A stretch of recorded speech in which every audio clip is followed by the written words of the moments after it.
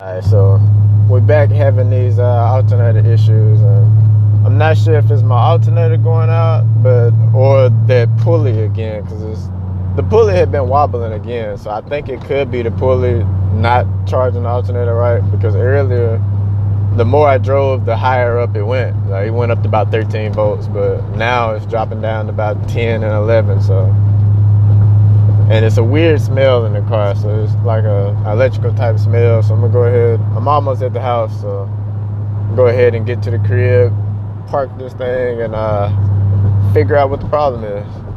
Oh yeah, and this airbag light is on for whatever reason, but I got it turned off in there, but the light is not showing that it's off, and this light is showing that it's on. So I don't know what's going on, but I'm gonna go ahead and like I said, I'm about 2 or 3 minutes from the house, so we'll figure it out. Alright, so now we got smoke, so let's see what the problem is. Yep, alternator is done with.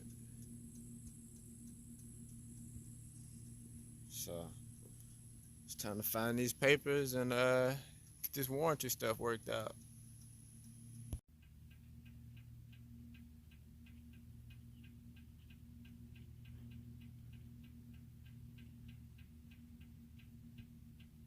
Alright, so I'm just now leaving the zone. Case, there you go. But just now leaving AutoZone and got my new alternator, so about to go put that in, and hopefully we don't have this problem no more.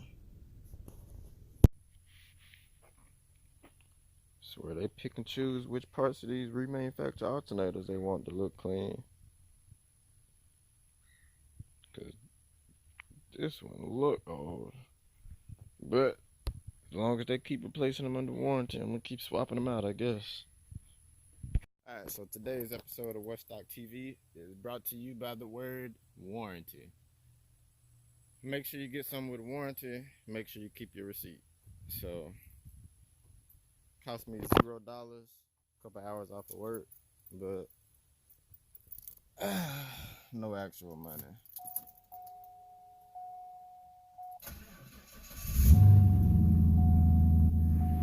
No more wine.